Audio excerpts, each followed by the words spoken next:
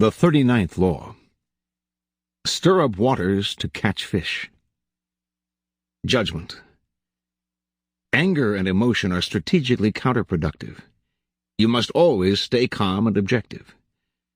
But if you can make your enemies angry while staying calm yourself, you gain a decided advantage. Put your enemies off balance. Find the chink in their vanity through which you can rattle them, and you hold the strings. Transgression of the law. In January of 1809, an agitated and anxious Napoleon hurried back to Paris from his Spanish wars. His spies and confidants had confirmed a rumor that his foreign minister Talleyrand had conspired against him with Fouché, the minister of police. Immediately on arriving in the capital, the shocked emperor summoned his ministers to the palace. Following them into the meeting right after their arrival, he began pacing up and down, and started rambling vaguely about plotters working against him, speculators bringing down the stock market, legislators delaying his policies, and his own ministers undermining him.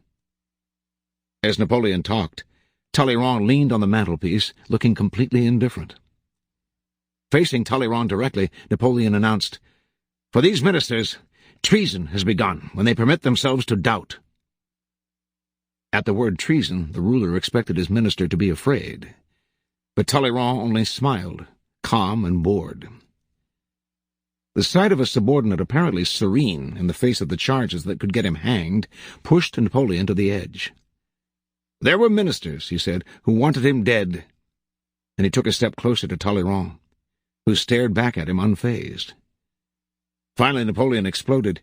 "You are a coward!" he screamed in Talleyrand's face. "A man of no faith. Nothing is sacred to you. You would sell your own father. I have showered you with riches, and yet there is nothing you would not do to hurt me." The other ministers looked at each other in disbelief. They had never seen this fearless general, the conqueror of most of Europe, so unhinged. "You deserve to be broken like glass," Napoleon continued, stamping. "I have the power to do it, but I have too much contempt for you to bother. Why didn't I have you hanged from the gates of the Tuileries? But there is still time for that." Yelling, almost out of breath, his face red, his eyes bulging, he went on. "You, by the way, are nothing but shit in a silk stocking. What about your wife? You never told me that San Carlos was your wife's lover." "Indeed, sire, it did not occur to me that this information had any bearing on your Majesty's glory or my own," said Talleyrand calmly, completely unflustered. After a few more insults, Napoleon walked away. Talleyrand slowly crossed the room, moving with his characteristic limp. As an attendant helped him with his cloak, he turned to his fellow ministers, all afraid they would never see him again, and said, "What a pity, gentlemen, that so great a man should have such bad manners." Despite his anger, Napoleon did not arrest his foreign minister. He merely relieved him of his duties and banished him from the court, believing that for this man humiliation would be punishment enough. He did not realize that word had quickly spread of his tirade, of how the emperor had completely lost control of himself, and how Talleyrand had essentially humiliated him by maintaining his composure and dignity. A page had been turned. For the first time, people had seen the great emperor lose his cool under fire. A feeling spread that he was on the way down. As Talleyrand later said, "This is the beginning of the end." Interpretation. This was indeed the beginning of the end. Waterloo was still 6 years ahead, but Napoleon was on a slow descent to defeat, crystallizing in 1812 with his disastrous invasion of Russia. Talleyrand was the first to see the signs of his decline, especially in the irrational war with Spain.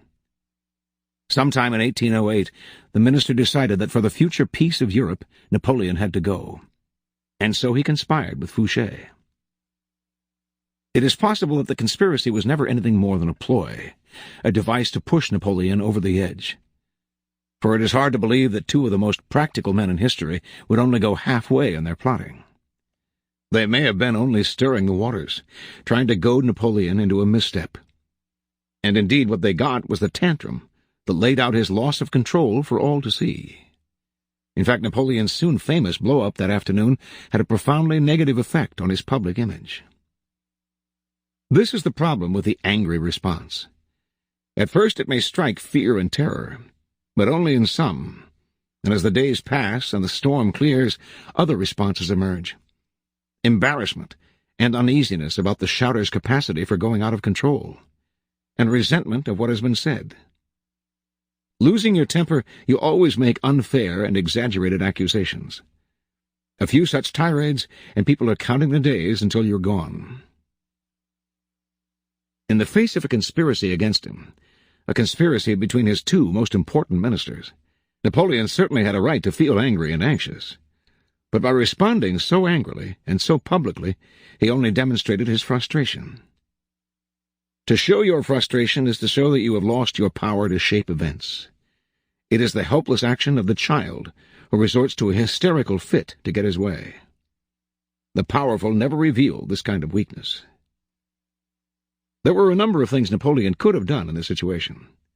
He could have thought about the fact that two eminently sensible men had had reason to turn against him, and could have listened and learned from them. He could have tried to win them back to him. He could even have gotten rid of them, making their imprisonment or death an ominous display of his power. No tirades, no childish fits, no embarrassing after-effects, just a quiet and definitive severing of ties. Remember, tantrums neither intimidate nor inspire loyalty. They only create doubts and uneasiness about your power. Exposing your weakness, these stormy eruptions often herald a fall. Observance of the law. By the late 1920s, Haile Selassie had nearly achieved his goal of assuming total control over Ethiopia, a country he felt needed strong and unified leadership.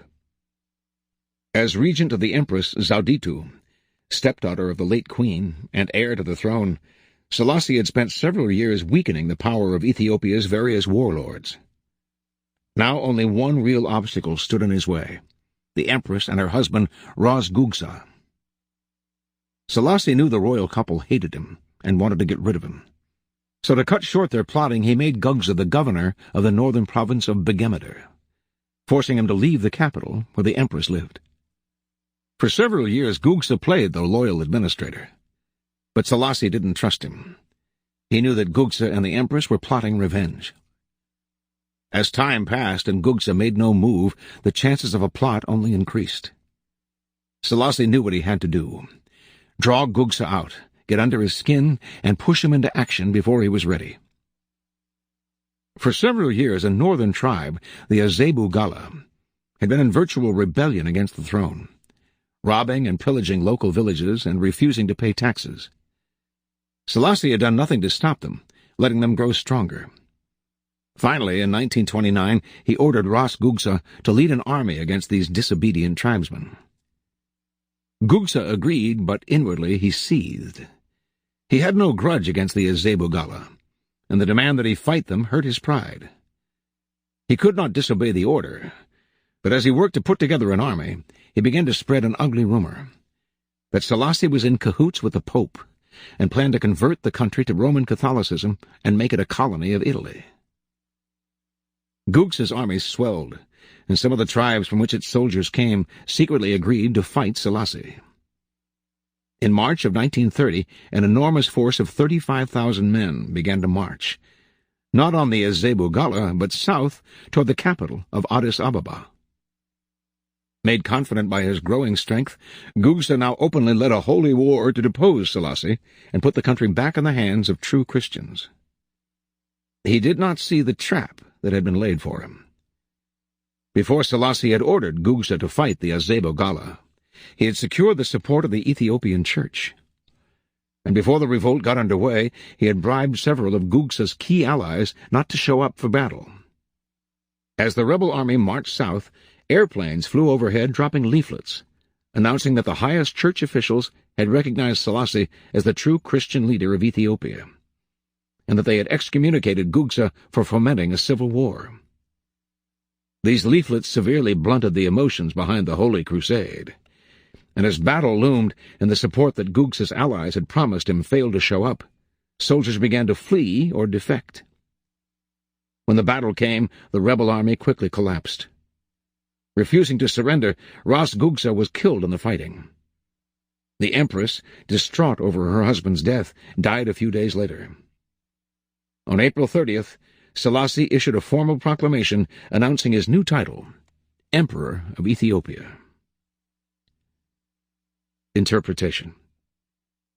Haile Selassie always saw several moves ahead. He knew that if he let Ras Gugsa decide the time and place of the revolt, the danger would be much greater than if he forced Gugsa to act on Selassie's terms. So he goaded him into rebellion by offending his manly pride, asking him to fight people he had no quarrel with, on behalf of a man he hated. Thinking everything out ahead, Selassie made sure that Gugsa's rebellion would come to nothing, and that he could use it to do away with his last two enemies. This is the essence of the law. When the waters are still, your opponents have the time and space to plot actions that they will initiate and control.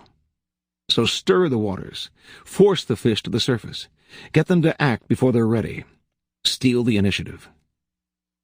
The best way to do this is to play on uncontrollable emotions, pride, vanity, love, hate. Once the water is stirred up, the little fish cannot help but rise to the bait. The angrier they become, the less control they have, and finally they are caught in the whirlpool you have made, and they drown. As Sun Tzu said, a sovereign should never launch an army out of anger. A leader should never start a war out of wrath. Keys to power. Angry people usually end up looking ridiculous, for the response seems out of proportion to what occasioned it. They have taken things too seriously, exaggerating the hurt or insult that has been done to them. They are so sensitive to slight that it becomes comical how much they take personally. More comical still is their belief that their outbursts signify power. The truth is the opposite. Petulance is not power. It is a sign of helplessness.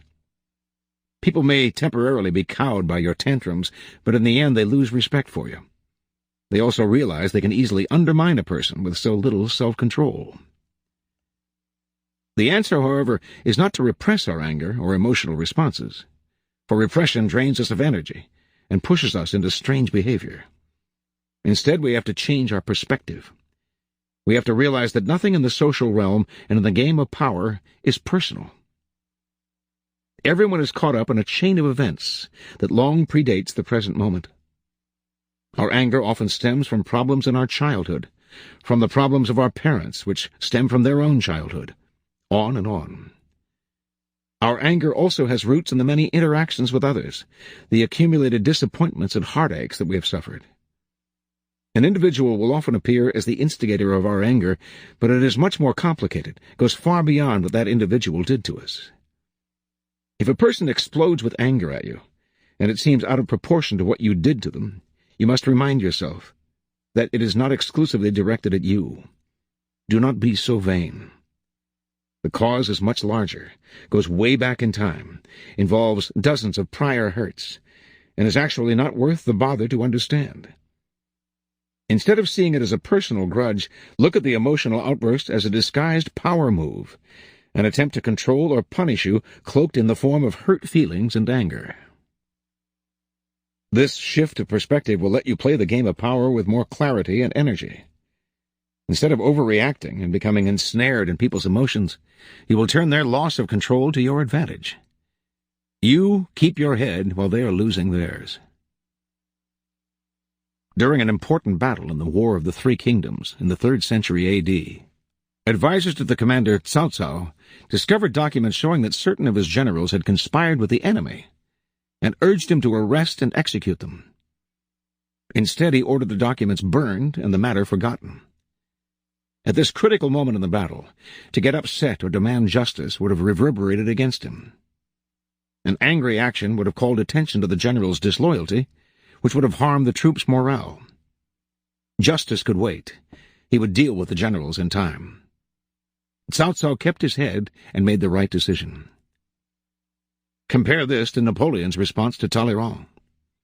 Instead of taking the conspiracy personally, the emperor should have played the game like Cao Cao, carefully weighing the consequences of any action he took.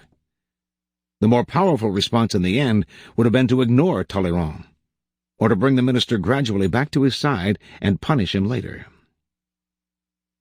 Anger only cuts off our options, and the powerful cannot thrive without options. Once you train yourself not to take matters personally and to control your emotional responses, you will have placed yourself in a position of tremendous power. Now you can play with the emotional responses of other people. Stir the insecure into action by impugning their manhood and by dangling the prospect of an easy victory before their faces. Do as Houdini did when challenged by the less successful escape artist Clapini. Reveal an apparent weakness. Houdini let Clapini steal the combination for a pair of cuffs to lure your opponent into action. Then you can beat him with ease. With the arrogant, too, you can appear weaker than you are, taunting them into a rash action. Sun Bin, commander of the armies of Qi and loyal disciple of Sun Tzu, once led his troops against the armies of Wei, which outnumbered him 2-1. "Let us light 100,000 fires when our enemy enters Wei," suggested Sun Bin. 50,000 on the next day, and only 30,000 on the third. On the third day, the Wei general exclaimed, "I knew the men of Qi were cowards, and after only 3 days, more than half of them have deserted." So, leaving behind his slow-moving, heavy infantry, the general decided to seize the moment and move swiftly on the Qi camp with a lightly armed force. Sun Bin's troops retreated, luring Wei's army into a narrow pass where they ambushed and destroyed them. With the Wei general dead and his forces decimated, Sun Bin now easily defeated the rest of his army. In the face of a hot-headed enemy, finally, an excellent response is no response. Follow the Talleyrand tactic. Nothing is as infuriating as a man who keeps his cool while others are losing theirs. If it will work to your advantage to unsettle people, affect the aristocratic, bored pose, neither mocking nor triumphant, but simply indifferent. This will light their fuse. When they embarrass themselves with a temper tantrum, you will have gained several victories. One of these being that in the face of their childishness, you have maintained your dignity and composure. Reversal. When playing with people's emotions, you have to be careful. Study the enemy beforehand. Some fish are best left at the bottom of the pond. The leaders of the city of Tyre, capital of ancient Phoenicia, felt confident they could withstand Alexander the Great, who had conquered the Orient but had not attacked their city, which stood well protected on the water. They sent ambassadors to Alexander, saying that although they would recognize him as emperor, they would not allow him or his forces to enter Tyre. This, of course, enraged him, and he immediately mounted a siege.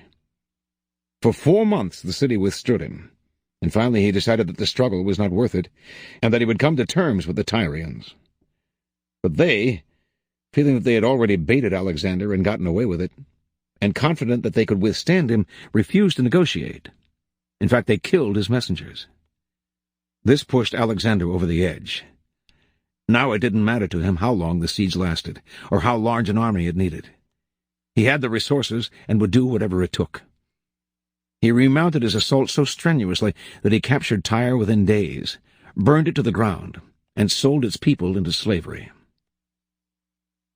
You can bait the powerful and get them to commit, and divide their forces, as Sun Bin did. But test the waters first. Find the gap in their strength.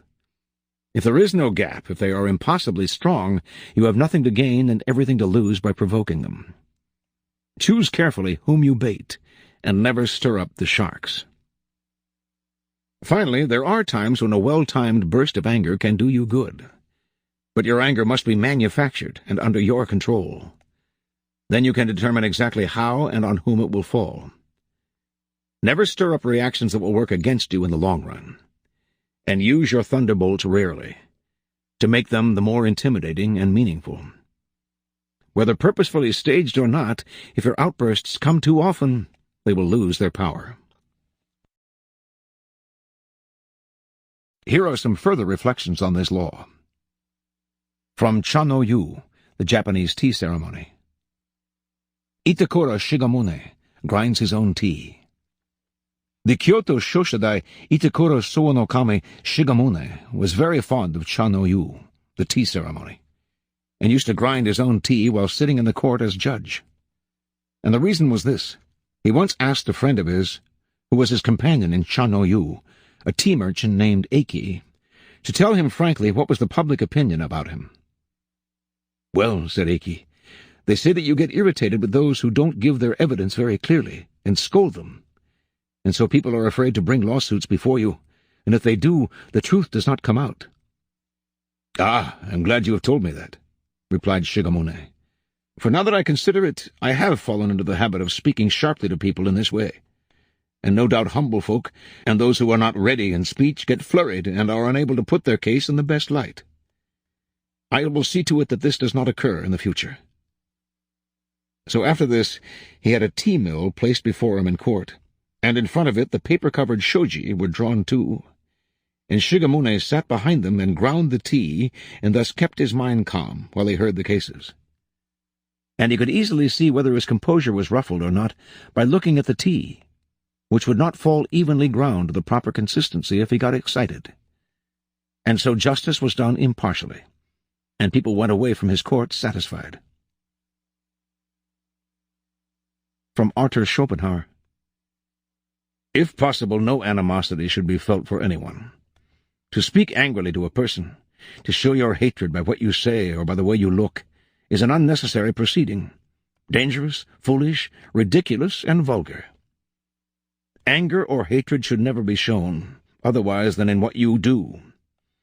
And feelings will be all the more effective in action insofar as you avoid the exhibition of them in any other way. It is only the cold-blooded animals whose bite is poisonous.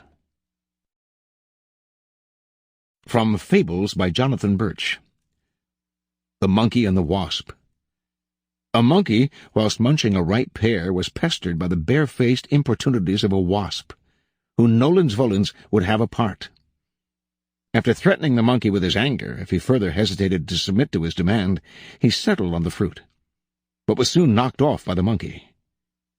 The irritable wasp now had recourse to invective, and after using the most insulting language, which the other calmly listened to, he so worked himself up into violent passion that, losing all consideration of the penalty, he flew to the face of the monkey, and stung him with such rage that he was unable to extricate his weapon, and was compelled to tear himself away, leaving it in the wound, thus entailing on himself a lingering death, accompanied by pains much greater than those he had inflicted. From Kenko, Essays in Idleness. Ditch High Priest.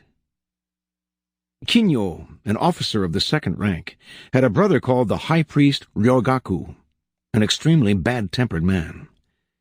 Next to his monastery grew a large nettle tree, which occasioned the nickname people gave him, the Nettle Tree High Priest. "That name is outrageous," said the high priest, and cut down the tree. The stump still being left, people referred to him now as the Stump High Priest. More furious than ever, Ryogaku had the stump dug up and thrown away, but this left a big ditch. People now called him the Ditch High Priest.